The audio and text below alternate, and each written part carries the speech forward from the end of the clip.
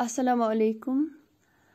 تو ہم نے تنہا انصاری کی جو غزلیات تھیں وہ ہم نے مکمل کی ہیں۔ آج ہم اس کے جو سوالات ہیں وہ دیکھتے ہیں۔ تو پہلا سوال ہے، مداوا سے کیا مراد ہے؟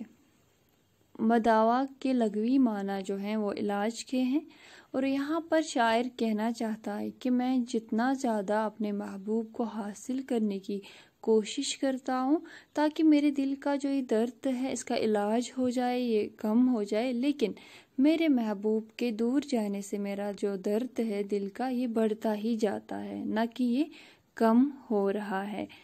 تو اس کے بعد اگلا سوال ہے، شاعر کو پرسش اعمال کا خیال کیوں خوفزدہ کرتا ہے؟ یعنی اعمال کی پوچھ تاچھ کا جو اس کو خیال آتا ہے تو وہ کیوں اس کو خوفزدہ کرتا ہے؟ تو شاعر نے ساری زندگی، جواب ہے اس کا، شاعر نے ساری زندگی اپنے مزاجی محبوب کی یاد میں گزاری اور ساری زندگی کوئی اچھا کام نہیں کیا، لہٰذا جب شاعر کو اس بات کا خیال یعنی اپنے اعمال کا خیال آتا ہے تو وہ خوفزدہ ہو جاتا ہے، اس خیال کے آتے ہی وہ خوفزدہ ہو جاتا ہے۔ اس کے بعد اگلا سوال ہے، خزاں کے تند جھونکوں سے کیا مراد ہے؟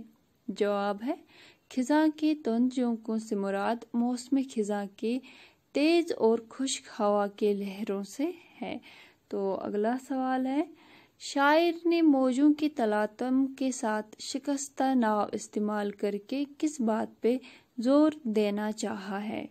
جواب ہے سوال کا، شاعر نے اس بات پہ زور دیا ہے کہ میرے پاس مصیبتوں، یہاں پہ سین ہے، سود سے ہے، مصیبتوں یہاں پہ غلط لکھا ہے، اور پریشانیوں سے مقابلہ کرنے کا کوئی ذریعہ نہیں، لیکن میں پھر بھی ان چیزوں سے، ان مصیبتوں سے، ان پریشانیوں سے نہیں گھبراتا ہوں، بلکہ میں ان سے ڈٹ کے مقابلہ کرتا ہوں۔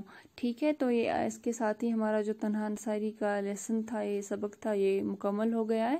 انشاءاللہ اگلے جو لیسن ہمارا اگلا ٹاپک ہوگا، لیسن ہوگا، اس میں ہم دوسرا ٹاپک شروع کریں گے انشاءاللہ۔ تو اپنا خیال رکھیے، تب تک اللہ حافظ۔